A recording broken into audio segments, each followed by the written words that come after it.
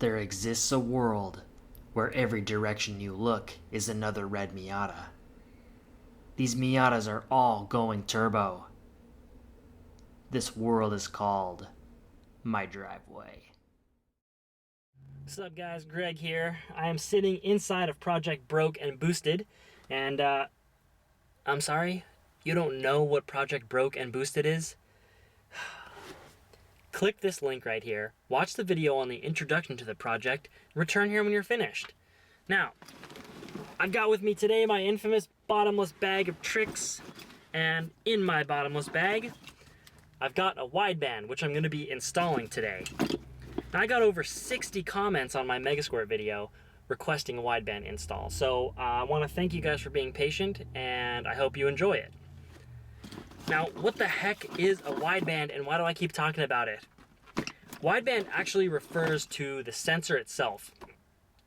Stock cars come with what's called a narrowband oxygen sensor, and all it knows is rich and lean. So if the engine is running too rich, the ECU will take away some fuel. If it's running too lean, the ECU will add some fuel.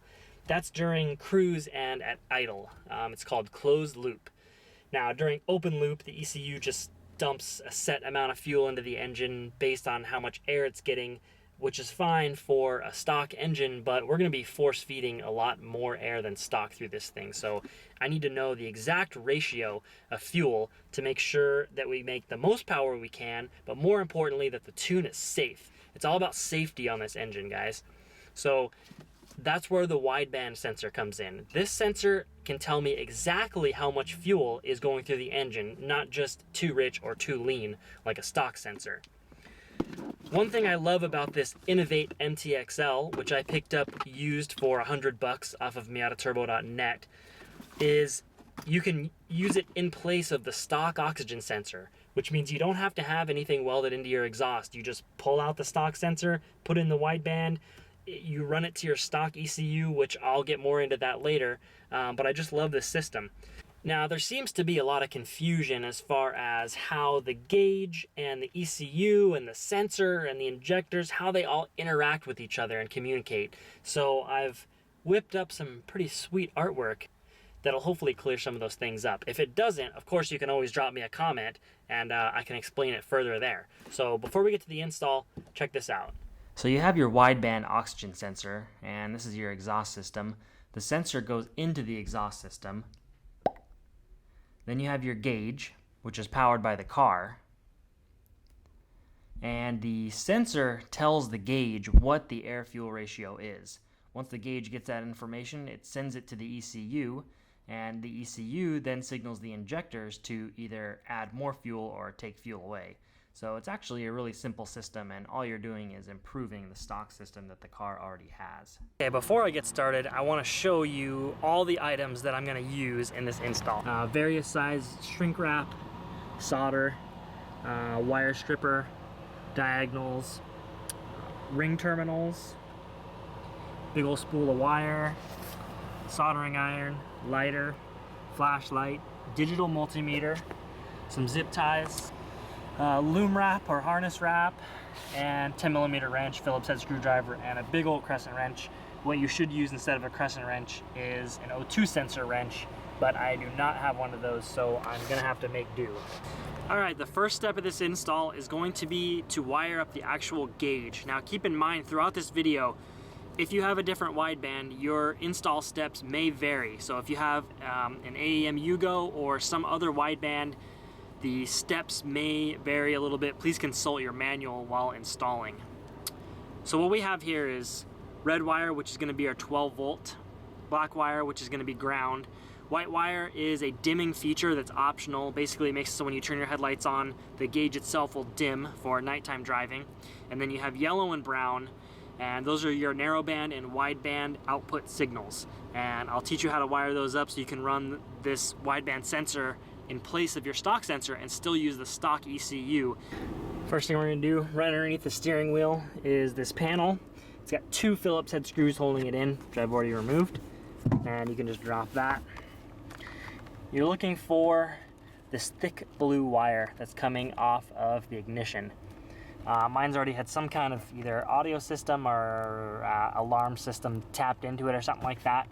There are many ways to kind of tap into this wire. You basically just want to make sure you don't, interrupt the connection, or your car might not start when you're done. So how do you know which wire to use if you're installing this on a different car? Well, you need one of these. I highly recommend you buy one, even if it's a cheap $20 eBay one.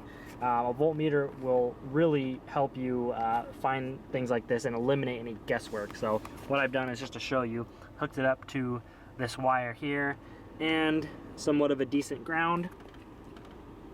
And I hooked the wideband up to a switched 12 volt source, which means when the ignition is off, there's no power to it.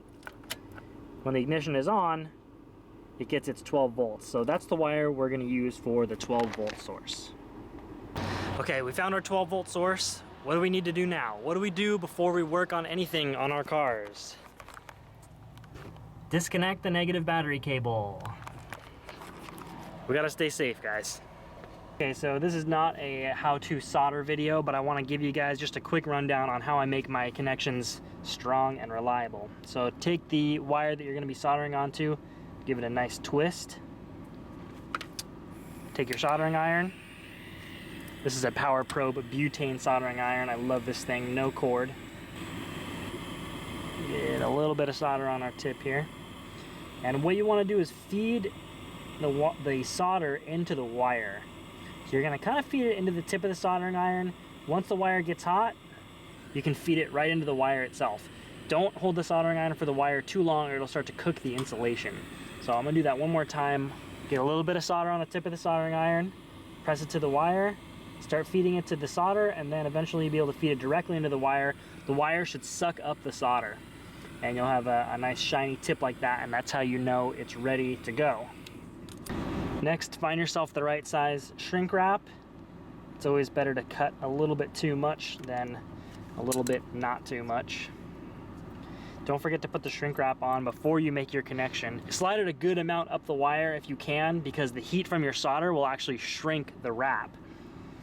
Once you're ready to solder,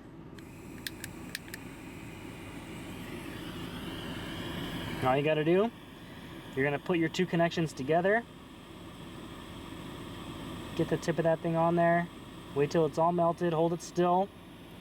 Once it's solidified, you got yourself a good connection. And after you've made a good solder and you've tested your connection by giving it a good tug, go ahead and slide the heat shrink wrap completely over your connection. And you can use anything really you would normally have in your car, like a hair dryer, or I actually prefer to use a lighter. Give that thing a good scorch until it's shrunk up and protected, and you have yourself a good, reliable solder joint. Next thing we're gonna do is the ground and the narrowband output. So you're gonna need two pieces of wire, probably about 4 feet long. I usually do them a little bit too long and then cut them down later. So on the NA6 Miata, at least, there is a hole in the firewall, shape of a square. Mine looks kind of weird because it's got some kind of silicone on it, but that's where you're going to run those two wires. You're going to run them down to the foot bay, because two of the ends are going to go to our gauge, and the other two I will show you in just a minute. Come down here to your foot bay. The hole in the firewall is just to the right of your brake pedal, up above where you can't really see. But you'll find those two wires, and we're going to hook these up to our ground, which is the black wire, and our narrowband output, which is the brown wire. You should now be at this step. We have our brown, red, and black wires connected. Now the brown is, like I said, the narrowband output. That is going to be communicating directly with your ECU, like I showed in the animation. When you are ready to swap over to Megasquirt and you need the ECU, which is your Megasquirt, to see the wideband output, literally all you're going to do is take your brown connection right here, you're going to chop it, and you're going to take your wire that was soldered to the brown, and you're going to solder it to the yellow. That will link the wideband output directly to the ECU. Another thing is, you can see all these crazy wires everywhere, because obviously I'm not finished yet. When you're done making all these connections, you need to zip tie all these wires far up and out of the way so they're not getting in the way of the pedals and you're not ripping out connections with your feet. That is very important. And another thing, if you're soldering inside the car, please be careful not to light anything on fire. If you drip solder on your carpet, it does burn it immediately. So keep that in mind. It's a good idea to put some kind of protective mat down. Right, next up, we're gonna take our ground, and I like to ground the wideband at the back of the head on this ground right here that I've already loosened. I've heard it's a better ground to use than others, and a wideband is something that you want to be very accurate, so I figured why not? We'll run the ground to the back of the head and just bolt it right on. Next thing you're gonna do is come back and find your O2 sensor plug. It's back behind the valve cover, and you know it's the O2 sensor plug because it's only got one wire going to it. Now, I don't know if it's the same on later cars, but on the 1.6 Miatas, the O2 sensor is a single wire, so it's really easy to identify the plug. Once you have it unplugged, over on the O2 sensor side, you are going to cut it, just chop it, just chop the wire, just like that. I know it's scary, but just do it. Now you're left with the factory plug, and you have a few inches of wire left on it. This is the wire that you're gonna solder your narrow band output to, and then you're gonna plug it right back in just like it's factory. So it's gonna be super clean, and it's easy to change back with just a single solder if you ever need to. So you're just gonna plug this back in just like it's your stock O2 sensor. Next step, if you have an mtx-l, you're gonna have a cable that looks like this. You've got a small end on one side and a big end on the other side. You're gonna take your small end and run it through where you just ran your last two wires, through the firewall, and you're gonna plug it right into the gauge. And you're gonna have these two similar ends that plug in just like that. Next thing you're gonna do is calibrate the sensor. So your sensor should still be unplugged at this point. And what you're gonna do, after you hook your battery cable back up, with the sensor unplugged, turn the key to the on position. You're gonna wait for it to go through its little light sweep, and it's gonna say E2 on it. Turn the key off. Next thing you're gonna do is hook a flashlight up to your camera so it looks like you're in a first-person shooter. This is the end of the cable on the sensor. This is the end of the cable that you just ran through your firewall. Now, oh, square peg in the round hole, right? You're gonna plug those things in until they're friends. Now remember, you're doing this with the sensor out of the exhaust system. And what you're doing is you're calibrating it. You're letting it know what it's like to be in completely fresh air so it has a reference point. So now that your O2 sensor is plugged in, go ahead and turn it to on again. HDR stands for heater, so it's heating the oxygen sensor up. Now it's calibrating, and now it is calibrated. That was quick. Alright, so again, sorry for having to finish this in the dark. Last step really is just to replace the sensor itself. Depending on what kind of tooling you have, you may need to remove the stock heat shield, which comes off very easy just with a few 10mm bolts. For using the crescent wrench method, I also had to loosen this stock intake tube, just a single 10mm bolt and a Phillips head screw to get that out of the way. And go ahead and crack your sensor loose. I already got it loose here, so it's nice and easy to take out. Reach down there and unthread it. Go ahead and install your new wideband oxygen sensor. Look at that. Got a spider spinning its web on my tripod here in the darkness of night, just waiting to attack. I think it's about time for me to get out of here. So all you got to do after you put your sensor in is clean up your wiring, zip tie everything up out of the way, make sure it's all safe. Make sure there's no O2 sensor wiring resting on the exhaust, things like that. And then after that, you just got to start it up and make sure it works. There we go, the flawless closed loop mode, targeting that 14.7 AFR. As always, thanks for watching. Don't forget to subscribe. Episode 3, we are going to be installing a boost gauge, and it's pretty simple. It's even easier than the air-to-fuel ratio gauge and wideband. But what I'm also going to show you is how to make a plate to mount your new gauges, which a lot of people have asked me about, where I get these delete panels from. I actually make them, and I'm going to show you how to do it. Stay tuned. Behold the mighty power of the 1.6.